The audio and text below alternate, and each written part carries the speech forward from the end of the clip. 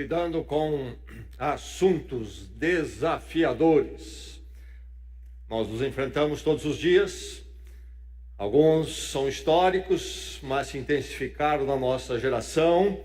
Outros novos surgiram, são pertinentes a nós, aos nossos tempos. E nós queremos continuar pensando nestes assuntos, focando em mais um nesta noite. Temos textos que vão nos nortear na reflexão específica. Lembremos um texto que tem sido básico para esse tema geral nosso, sobre lidar com os assuntos desafiadores.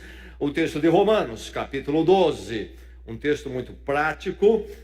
No capítulo 12 de Romanos, depois do apóstolo Paulo explicar muito bem o poder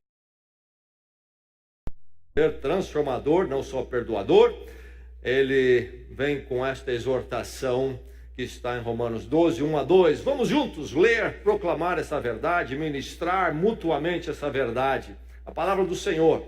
Juntos. Portanto, irmãos, rogo-lhes pelas misericórdias de Deus, que se ofereçam em sacrifício vivo, santo e agradável a Deus. Este é o culto racional de vocês. Não se amoldem ao padrão deste mundo, mas transformem-se pela renovação na sua mente, para que sejam capazes de experimentar e comprovar a boa, agradável e perfeita vontade de Deus. Não se amoldar é a ordem imperativa. E outra ordem imperativa, mas transformem-se, transformar pela renovação.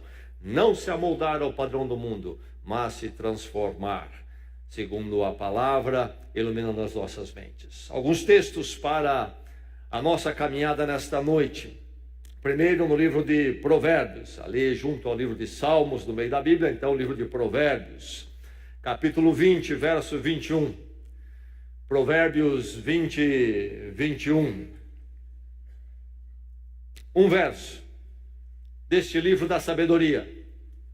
Diversos ensinamentos na forma de pequenos pacotes.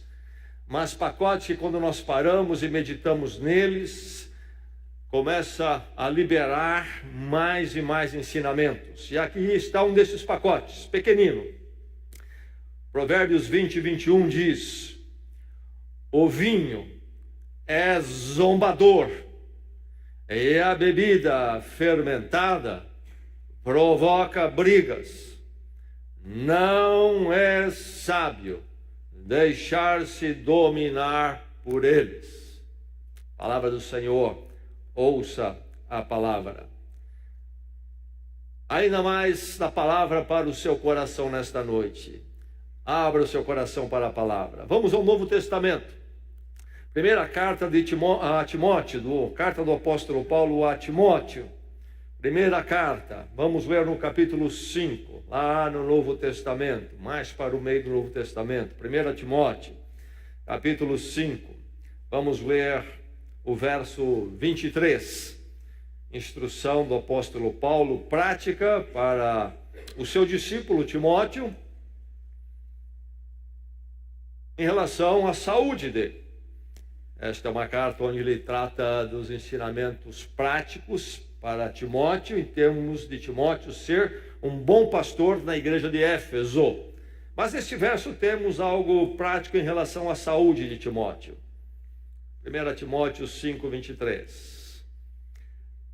Não continue a beber somente água, tome também um pouco de vinho, por causa do seu estômago e das suas frequentes enfermidades.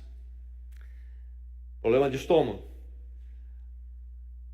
Timóteo era pastor em Éfeso, recebe uma carta com instruções.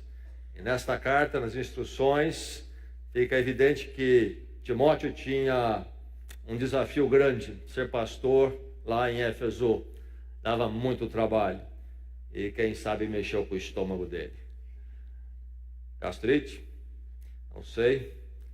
Então, o entendimento da época, essa indicação do apóstolo Paulo. voltando atrás um pouco, ainda no Novo Testamento, o livro de Gálatas. Gálatas capítulo 5. Gálatas capítulo 5. O livro de Gálatas é o livro onde o apóstolo Paulo estabelece uma vez mais com firmeza a nova vida em Cristo, que não é norteada pela lei do Velho Testamento, mas a lei do Espírito Santo. E ele então se esforça no final da carta para explicar isto.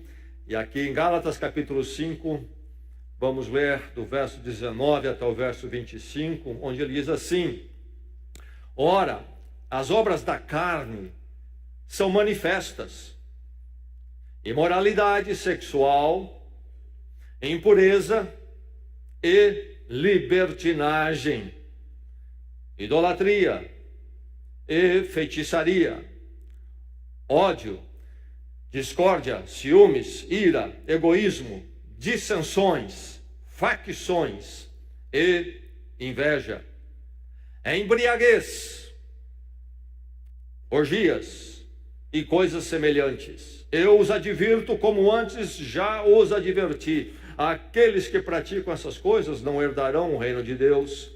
Mas o fruto do Espírito é amor, alegria, paz, paciência, amabilidade, bondade, fidelidade, mansidão e domínio próprio.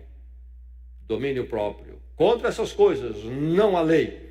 Os que pertencem a Cristo Jesus crucificaram a carne com as suas paixões e os seus desejos. Se vivemos pelo Espírito, andemos também pelo Espírito. Agora Efésios, depois de Gálatas, o livro de Efésios, capítulo 5. Por último, então, Efésios, capítulo 5, do verso 15 ao verso 21. Novamente, já na carta do livro de Efésios, também a aplicação prática das verdades do Evangelho, da obra de Cristo em nossas vidas, o resultado que deve acontecer. Efésios 5, 15 a 21, palavra do Senhor mais uma vez para o seu coração. Tenham cuidado com a maneira como vocês vivem, que não seja como insensatos, mas como sábios, aproveitando ao máximo cada oportunidade, porque os dias são maus. Portanto, não sejam insensatos, mas procurem compreender qual é a vontade do Senhor.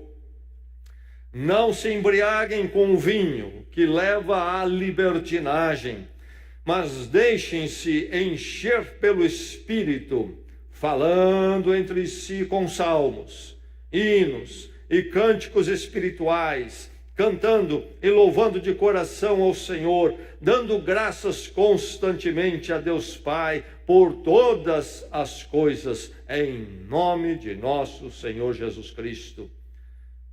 Sujeitem-se uns aos outros por temor a Cristo. Esta é a palavra do Senhor. Na penúltima reunião, creio eu, do Celebra Homens, nosso ministério de homens aqui, nós tivemos a presença do veterano pastor Hélio Schwartz Lima, um homem experimentado, um homem de grande conhecimento, e aqui esteve compartilhando conosco do tema domínio próprio a partir da sua vida e experiência. E quem esteve aqui ouviu o testemunho dele.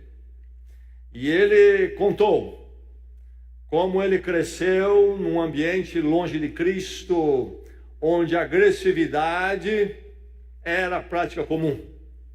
Então ele cresceu um jovem briguento, fisicamente inclusive. Se converte, uma conversão marcante, mas esta fraqueza perdura com ele mesmo após a conversão. E ele se apanha algumas vezes em situações ridículas e difíceis para um crente, se envolvendo em encrencas complicadas. Até que chega um dia, quando ele está em Salvador, e me parece que ele já era pastor, num dado momento, ele tem uma escorregada à sua velha condição da carne, do velho homem. E numa discussãozinha de trânsito, surge então uma desavença entre ele e um outro motorista, e ele contou como naquele momento partem para a agressão física, e ele acaba arrebentando o nariz da outra pessoa, que sai dali sangrando de uma forma profusa. E ele sai dali e cai em si, e tem um momento com Deus profundo. E ele diz: oh Deus, eu não posso continuar assim. E até que ele teve a libertação, então, para nunca mais ter que caminhar por aí. Falta do domínio próprio, o descontrole. A vida do crente é uma vida na sobriedade, moderação, temperança, equilíbrio. Quando falamos em sobriedade, pensamos sempre na embriaguez, se aplica a ela. Mas a sobriedade é muito mais ampla. É em todos os ímpetos e paixões. Toda vez que não há o equilíbrio, a temperança em nossos comportamentos e atitude, não há moderação, faltou sobriedade, faltou o fruto do Espírito, faltou o domínio próprio. Nós lemos em Gálatas, o fruto do Espírito começa com amor, paz, alegria. Ele vai terminar no domínio próprio. Onde não há a falta de sobriedade, onde não acontece o desequilíbrio, o descontrole nas emoções, nos ímpetos. A presença do Espírito Santo em nós, a ação então do Espírito a partir da nossa conversão, da transformação em Cristo. Esse é o grande esforço do apóstolo Paulo nas duas cartas que lemos. Isso deve nos levar a sermos pessoas sóbrias, de comportamento equilibrado, temperança nas atitudes.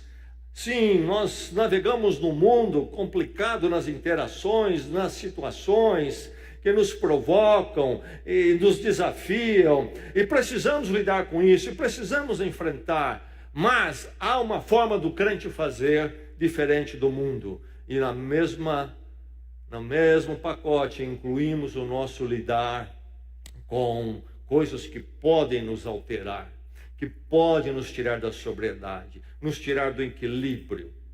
Enfim, nesta noite, a mensagem da palavra ao seu coração, se você é de Cristo Jesus, é esta: permaneça na sobriedade. E se você não é de Cristo, que nesta noite você possa entregar a sua vida, e a sobriedade também vir a fazer parte da sua vida, a presença do Espírito Santo atuar em você e ser evidente o fruto, a produção de resultado do Espírito Santo na sua vida ser conhecido por todos. Permaneça na sobriedade, que todos nós possamos permanecer na sobriedade do Espírito Santo. Torne-se uma pessoa então sob controle. Eis a grande questão: domínio próprio. O fruto do Espírito Santo. Qual é a marca do Espírito Santo? Primeiro, o apóstolo Paulo fala em Gálatas, nós lemos no capítulo 5, sobre as obras da carne. E quando lemos a palavra carne nas Escrituras, no contexto do Novo Testamento, precisamos olhar o contexto do texto para entendermos o que quer dizer com carne. Há alguns sentidos de carne. Um dos sentidos é a carne geral de todo ser vivo, ser físico, animal, carne. Às vezes é mais especificamente a humanidade. A palavra carne usada no sentido da humanidade, não de todos os animais, da humanidade. Mas há um sentido específico quando fala das verdades, da obra de Cristo em nossas vidas, que tem a ver, a palavra carne, não com o nosso físico, a célula, a nossa biologia, não. Tem a ver com a nossa inclinação para andar, viver e pensar contrário à vontade de Deus. nossos ímpetos que não estão afinados com a vontade de Deus, a soberania de Deus em nossas vidas. A carne, essa tendência para fazer aquilo que não deve ser feito, à luz da verdade de Deus, isso é carne. Então ele fala das obras da carne e é nesse sentido. E aí ele tem aquela lista lá, tremenda, horrorosa, que nós lemos, você ouviu. Mas em seguida ele fala do oposto, que é o fruto do Espírito, o Espírito Santo. Quando então nós estamos e nossos ímpetos estão debaixo da orientação do Espírito Santo e não mais entregues a si mesmos. E aí o que resulta? É o fruto. O que é isto? O fruto é o resultado. Você tem uma planta, uma árvore que se chama laranjeira. Esta é a árvore. Chama laranjeira porque quando chega a estação, dali brota algo chamado laranja. Porque a laranjeira vai sair laranja. Então, quando o Espírito Santo está em nós, estamos debaixo da influência dele, estas coisas vão brotar em nossos galhos, em nossa vida. E começa com amor, paz, alegria, etc. E vai chegar no domínio próprio. Aqueles que têm entendimento totalmente errado do Espírito Santo, em alguns ramos aí do evangélicos, inclusive, que identificam estar debaixo da influência do Espírito Santo como ficar fora de controle. E nada poderia estar mais errado. A presença do Espírito Santo me torna alguém de domínio próprio. O equilíbrio, a presença do Espírito Santo sempre me torna equilibrado. O nosso culto é equilibrado. Sim, temos emoções, há um lugar para elas, mas tudo isso dentro da sobriedade e não da loucura. Como o apóstolo Paulo fala em 1 Coríntios, do jeito que vocês cultuam aí em Corinto, se chegar um estranho, alguém que não conhece, entrar na reunião de vocês, vai dizer que vocês estão loucos do jeito que vocês cultuam. Se o Espírito Santo está ali realmente, se o Espírito Santo está conosco, quem entrar vai ver aqui um grande domínio próprio. E vai ver nas nossas vidas, quando nós saímos daqui, lá nos nossos lares, lá no matrimônio, lá no nosso ambiente de trabalho, lá no trânsito, domínio próprio, domínio do Espírito Santo. Torne-se uma pessoa sob controle, permaneça na sobriedade. Formas de descontrole existem aí, todos nós conhecemos. A ira impulsiva. A ira tem até o seu lugar. Há um lugar para a ira, segundo as Escrituras. Mas há uma forma, um jeito e há uma hora. E há uma medida, segundo a palavra. Que inclusive diz que o sol não deve se pôr sobre a nossa ira. Claro, há um momento de consternação. Um pai, quando vê um filho, por exemplo, o adolescente totalmente desobediente, fazendo um absurdo, aquilo deve trazer uma consternação. O filho deve sentir isso do pai ou da mãe. Mas há uma forma. Há uma forma sob o Espírito Santo, debaixo do Espírito Santo, de se fazer isso. Não é fazer a ira de qualquer jeito. Aí vira uma obra da carne. Há um jeito certo. Mas a ira, então, impulsiva. Pessoas que não conseguem administrar a sua ira. No casamento, dentro de casa, criam um inferno lá. Precisa do Espírito Santo. Há o humor exagerado, outra forma, conhece pessoas descontroladas no amor. Há o abatimento crônico e até aqueles que vão para a depressão, também perderam o domínio próprio. O Espírito Santo precisa trabalhar aí. Hábitos repetitivos, saiu fora do controle. Até o perfeccionismo chega a ser uma falta de domínio próprio. Os vícios, que conhecemos tão bem. Alterações químicas, enfim, poderíamos continuar com uma lista enorme de formas de descontrole, quando não há sobriedade na minha vida e na sua vida. Mas as Escrituras nos chamam ao controle, ao domínio próprio debaixo do Espírito Santo. O crente é aquele que foi transformado. Cristo morreu a minha morte, morri com Ele, nasci para uma nova vida, uma vida no Espírito Santo. Se vivemos no Espírito, diz Paulo em Gálatas, nós lemos, andemos no Espírito. Andemos no Espírito. O crente transformado é aquele que está sob controle, é aquele que tem o domínio próprio. Permaneça na sobriedade, então, meu irmão, minha irmã, e a sua vida vai ser mais bonita e vai ser um instrumento para edificação. Quando lida com contrariedade, quando lida com erro e precisa se posicionar. Quando também ensina, indica, prova e pratica aquilo que é correto.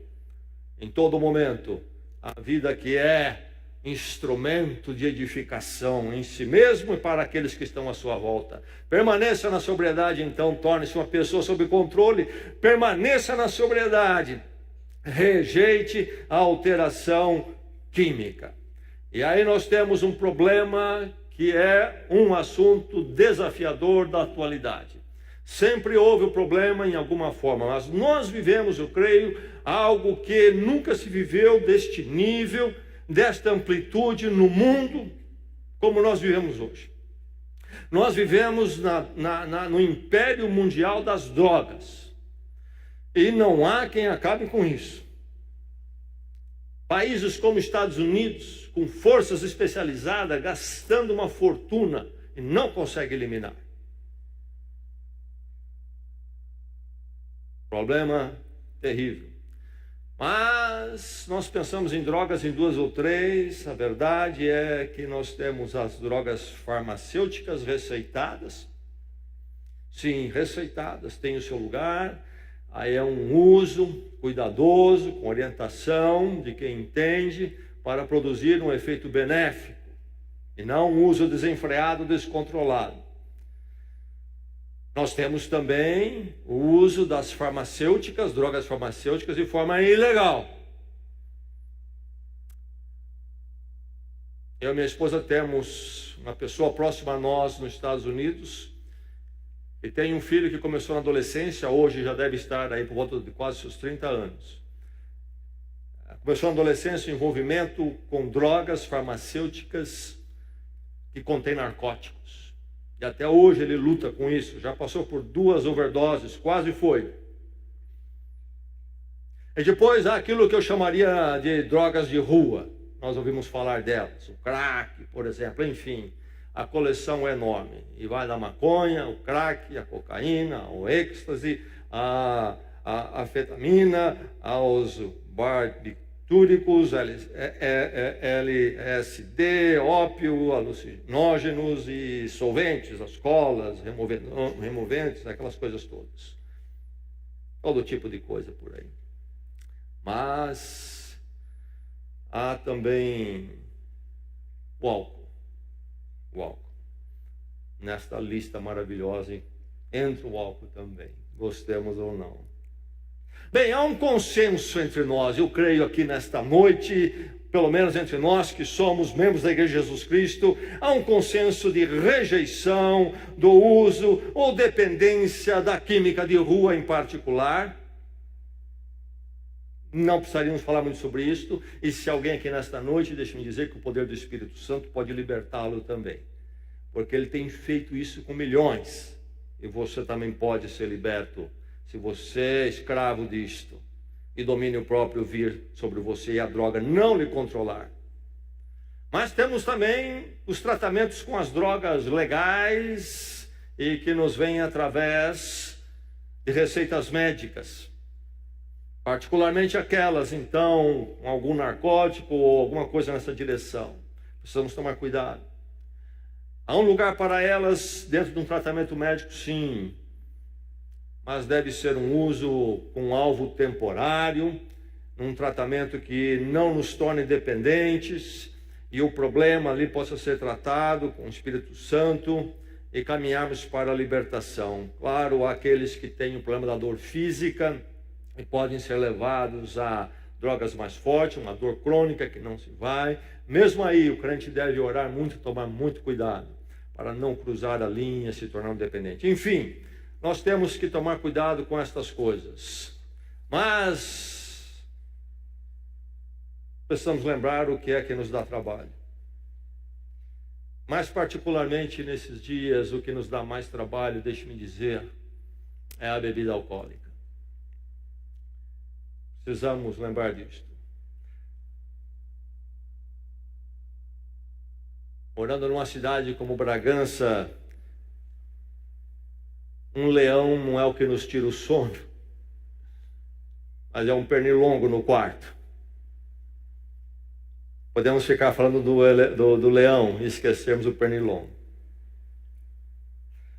Diz o texto que nós lemos em Efésios, capítulo 5, não se embriaguem com o vinho. É um imperativo no original, como é aqui também no português. A força passiva, não se deixar embriagar com o vinho. E diz mais, ele leva à libertinagem. E as versões bíblicas mais antigas traziam a palavra devassidão. É o comportamento descontrolado, irresponsável ou até destrutivo.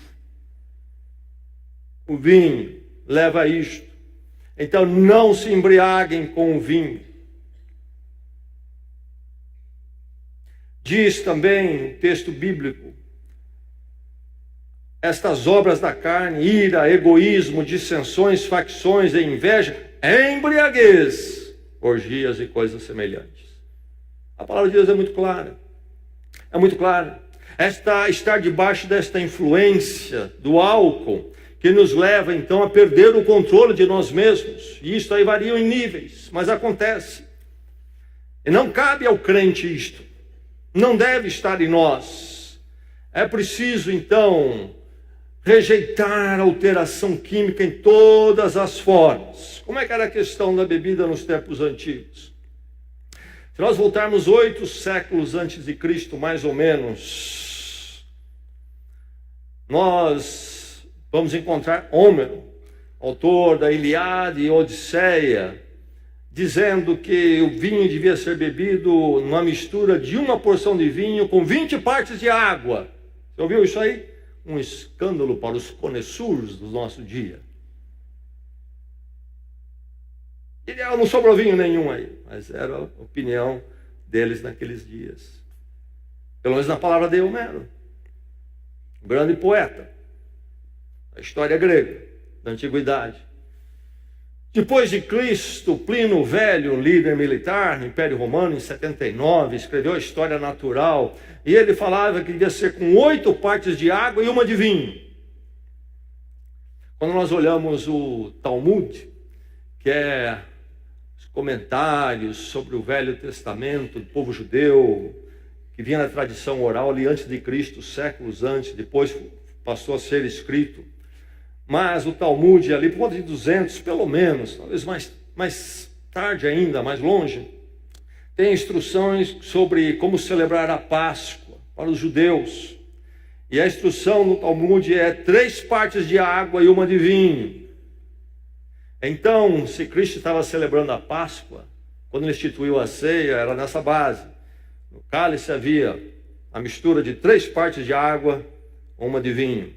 E naqueles dias, inclusive, o vinho era bebida, o suco de uva fermentava realmente, não tinha geladeira, era um processo esperado e natural, se precisava daquilo, era mais seguro do que a água, que não tinha o filtrar que temos nos nossos dias, o purificar, era muito usado, mas enfim, aí está então o que nós encontramos no mundo antigo. Mas eles diziam isto porque especialmente os gregos falavam do problema que é o vinho, em particular, que era a bebida mais disseminada entre eles, com teor alcoólico. E os evangélicos? Eu venho de uma herança evangélica antiga, e alguns aqui eu creio que também. Eu cresci dentro de uma fé evangélica em igrejas onde o crente não deveria nem mesmo tomar uma colher de bebida alcoólica. Era assim nas igrejas. Era algo considerado rejeitável, condenável em forma nenhuma. Décadas para cá, nas igrejas tomou-se uma outra atitude e posição. Começou-se a entender que esse é um legalismo e que o crente poderia, sim, por exemplo, experimentar, desfrutar ali de uma quantidade de vinho, desde que não se embriagasse, desde que não sofresse alteração. E eu fico pensando, olhando a realidade hoje, olho para trás, olho a atualidade e fico muito preocupado.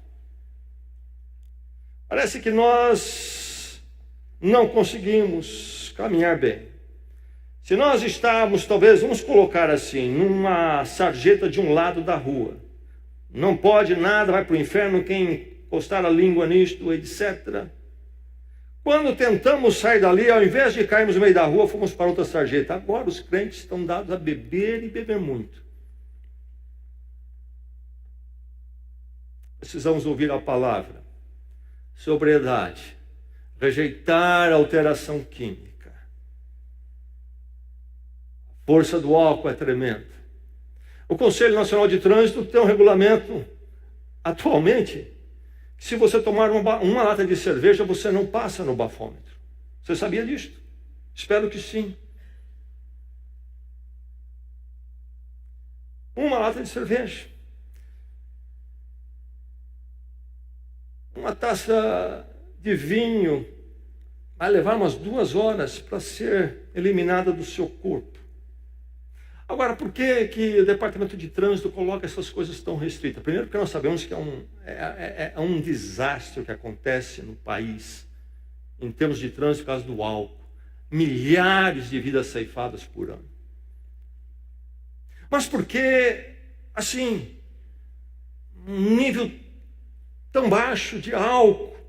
Irmão, porque mesmo no nível baixo você já não está sóbrio. Por isso. Agora você que é dado a 2ª taça de vinho, a 3ª taça de vinho, deixe-me dizer que você já foi, já não está mais debaixo do Espírito Santo, duvido. Tenho estado em alguns encontros e eu vejo as pessoas beberem. E não é a meia taça, é a 2ª e a 3ª. E a garrafa esvazia e vem outra. E aí eu começo já a perceber. Olha para a pessoa, às vezes mulher, homem, fica assim. Fica ridículo, não é? Aí já fala, a boca cai para um lado. A pessoa não percebe. Quem está sóbrio percebe, olha aquilo. Ele diz, que situação miserável. Que falta do Espírito Santo. Nós precisamos despertar. Ouço às vezes, há membros da sua igreja que enche a cara. Anda aí fora em rodas da bebedeira. Meu irmão, minha irmã, o nome que você carrega não é seu mais, você é de Cristo. Você carrega o nome de Cristo. Veja o que você faz lá. Digo mais, se você se tornou membro da igreja de Cristo, você carrega o nome da igreja de Cristo. Vamos falar de você, vamos falar da igreja. O nome do Senhor, por causa de você, vai para a sarjeta. Não faça isso. Peça o controle do Espírito Santo. Mas por que então estamos bebendo tanto?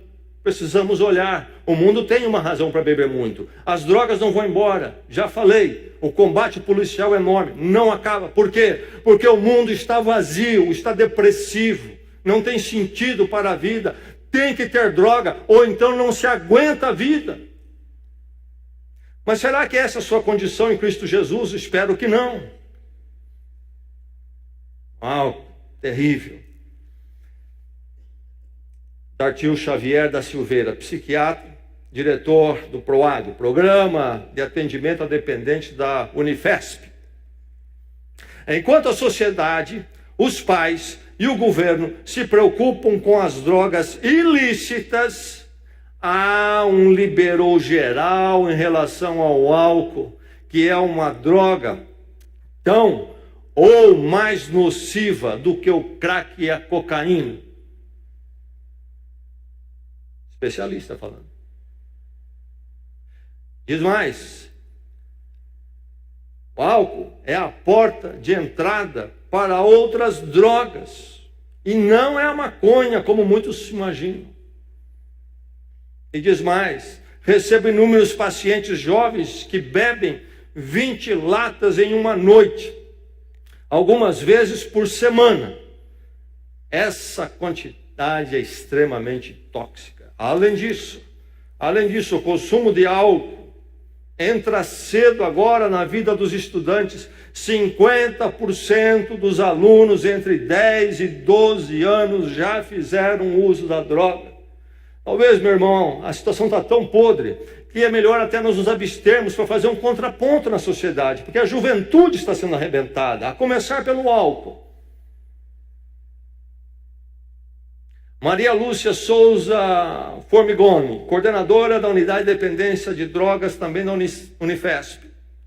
Quanto mais cedo o jovem começa a beber, mais dificuldade terá de abandonar o hábito. E mais, é na adolescência que se estabelece o uso frequente. Ou um psiquiatra, Evaldo Melo de Oliveira, diretor do Instituto RAID, Instituto de Recife de Atenção Integral às Dependências. Quem trabalha com dependentes sabe que todos começaram com a cerveja. É preciso riscar esse negócio.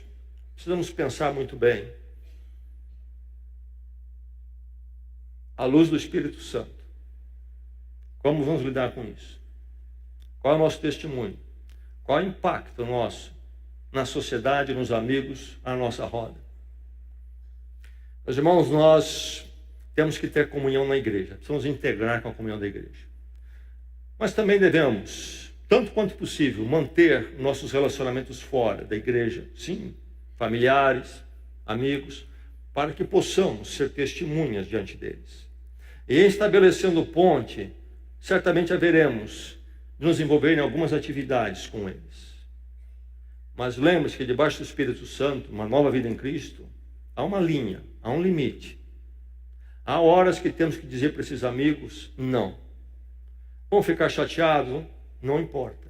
Salgue, meu irmão. Esse é o salgar da terra. Não é aquele sal que vem de algumas igrejas, não. É esse aqui. Não podemos dizer sim a tudo, a todos os programas que eles nos convidam. Precisamos nos posicionar. Temos que fazer o contraponto. E hoje, grande parte dos programas são regados a álcool. Nós trabalhamos, tentamos realizar nossas festas de casamento de membros da igreja sem o álcool. Porque sabemos que não vai terminar bem aquele negócio. Mas sabe, temos tido experiências, mais de uma. Quando os convidados, ao perceberem que não tem álcool na festa, eles saem, vão em algum lugar comprar e trazem para a festa. Tal é a dependência, a escravidão. Será que tem o Espírito Santo, precisa navegar dessa forma? Por que os jovens bebem?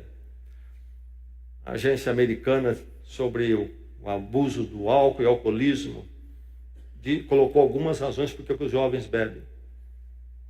Expectativas de ficar mais comunicativo e estabelecer relacionamentos.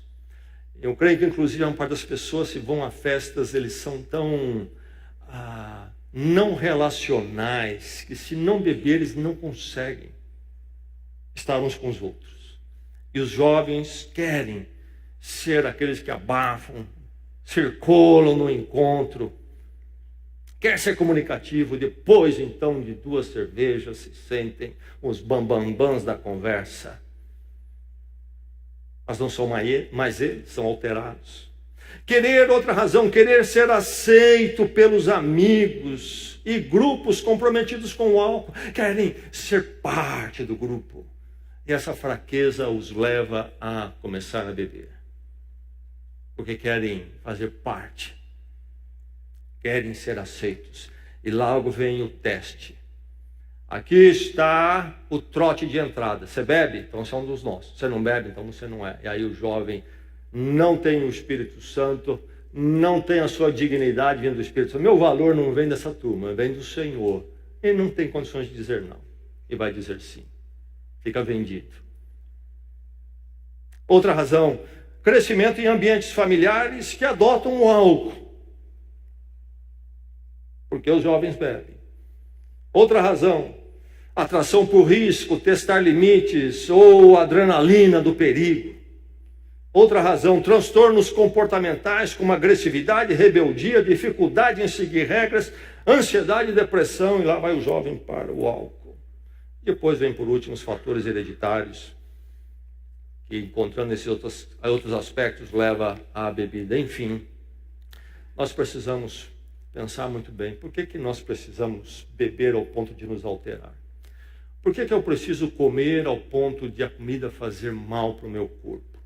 Aí eu tenho que ir para o médico, e o médico me manda para a nutricionista, e eu tenho que entrar, porque eu estou comendo além da comida boa, mas passou a ser meu inimigo, meu destruidor.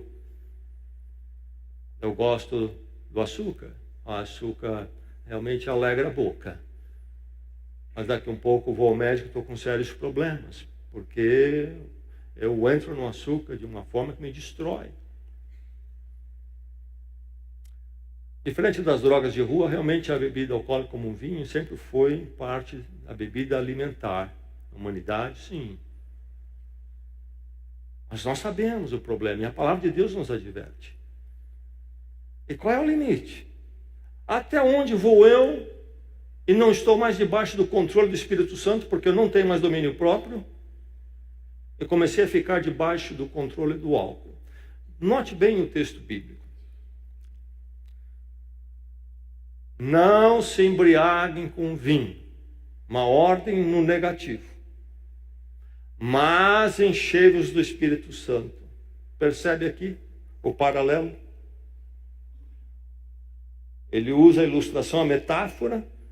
Você estar debaixo do controle do álcool. Em contraposição, você está debaixo do controle do Espírito Santo. Então, a matemática, a lógica é simples. Quando eu estou debaixo da influência do álcool, eu não estou debaixo da influência do Espírito Santo.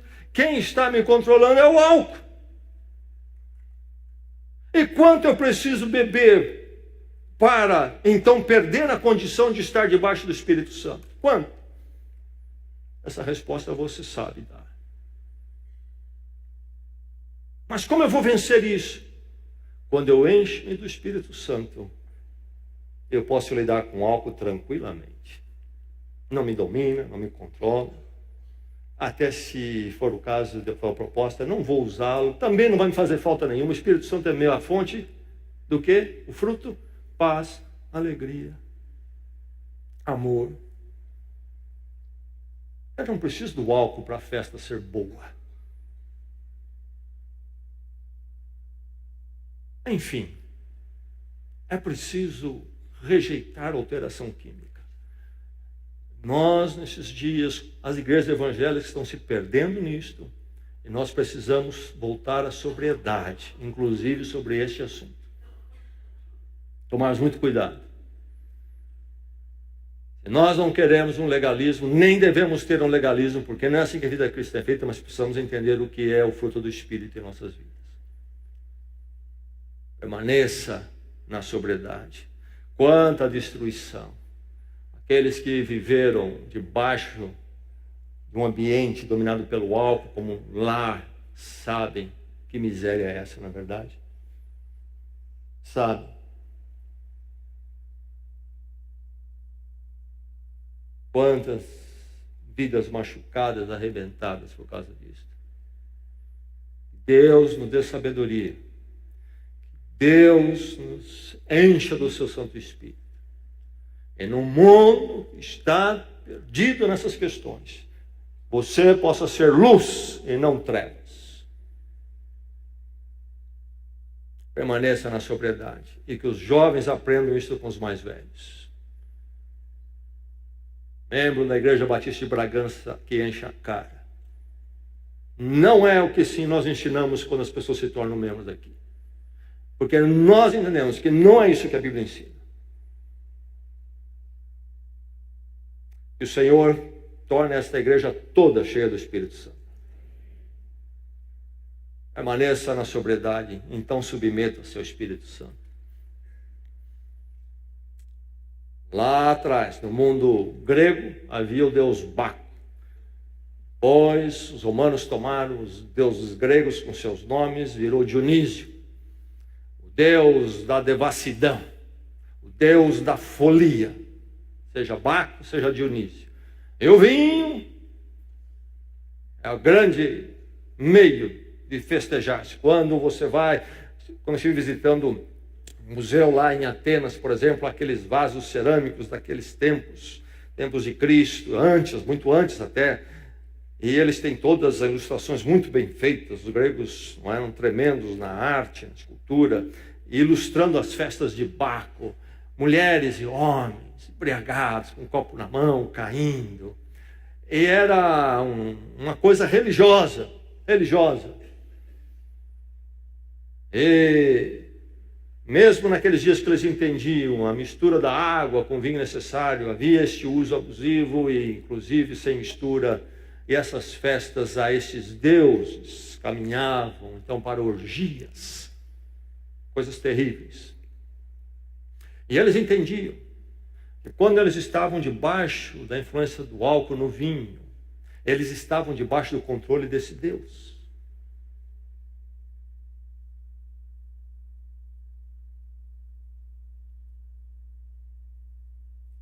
A Bíblia tem uma proposta diferente. Não Baco, não Dionísio. Aliás, hoje em dia há uma redescoberta do vinho, como do café também, não é? E há toda uma sofisticação e uma discussão do negócio. Então há esses clubes, você vai lá e você aprende sobre vinho, esses encontros e seminários. E a maior parte deles, pelo que eu ouço falar, inclusive, antes de começar, é feito um brinde a Baco. E lá está o crente também, é isso aí, um brinde a Baco.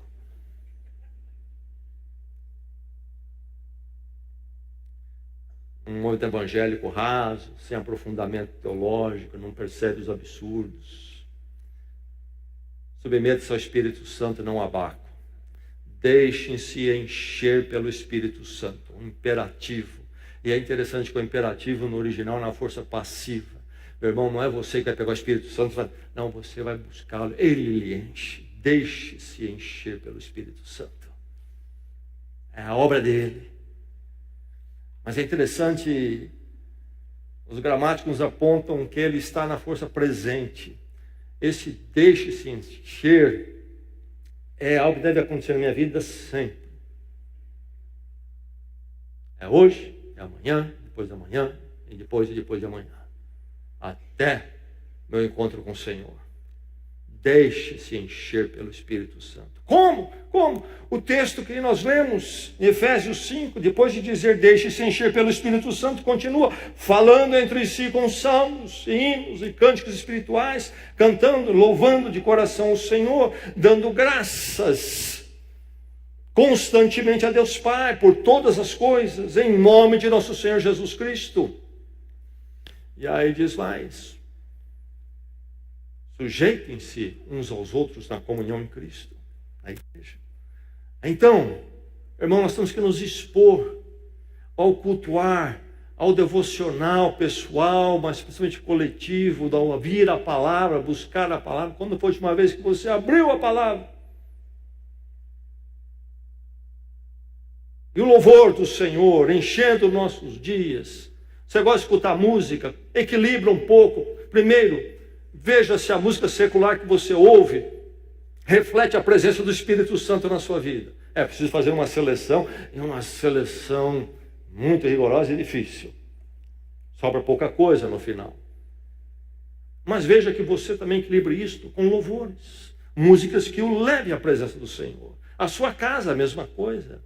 Acontece louvores lá. Hoje, depois de uma soneca à tarde, acordei, minha esposa já estava acordada, Patrícia, e a casa tinha louvores. Aliás, nós vamos para a igreja, que o culto já começa por lá. Chega aqui correndo ofegante, vendo os últimos minutos de Corinthians e Palmeiras, não tem nada para cultuar. Nada do Espírito Santo. Bocejando até. Essa devoção, meu irmão, como você encher do Espírito Santo? A exposição à palavra, ao louvor, ao cultuar, pessoalmente, com a igreja. Com a igreja. Aqui particularmente com a igreja. Falando entre si. Você que não vem na igreja não entendeu a palavra ainda. Precisa entender a palavra, meu irmão, minha irmã, precisa entender. Falando entre si, é a igreja. Os salmos, é a palavra. Hinos, cânticos espirituais, eram cânticos baseados na palavra. Louvando a Deus. minha vida assim, esse andar sempre conectado com o Espírito Santo. Eu estou no meio do mundo, mas estou conectado com o Espírito Santo. Me convidaram para uma festa de aniversário, um amigo querido, eu vou lá. Eles vão conectar com Baco, eu com o Espírito Santo.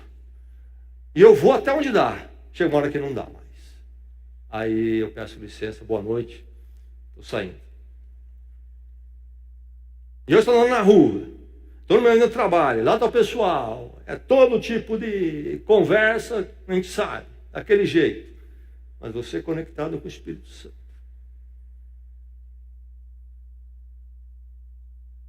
Submeta-se ao Espírito Santo. Oração às Escrituras.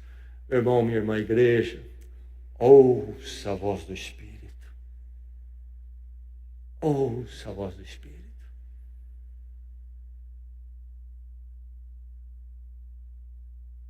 Permaneça na sobriedade com o Espírito Santo. Aí você vai experimentar os frutos. Está faltando amor, paz, alegria na sua vida, você experimentar isto. Domínio próprio. E mais, um mundo que está carente. Um mundo que precisa de droga para viver. É o operário mais básico da construção envolvido com a droga, é o médico, o advogado, o juiz, é o promotor, é o empresário. Um mundo que em todas as classes, meios, precisa da luz, do que é uma vida que tem paz, amor, alegria no Espírito Santo. E que nós não fracassemos nisso. Porque é o único meio para alguns deste mundo vir a conhecer. Que esta igreja seja uma luz na sobriedade do Espírito Santo. Vamos orar? Presença do Senhor.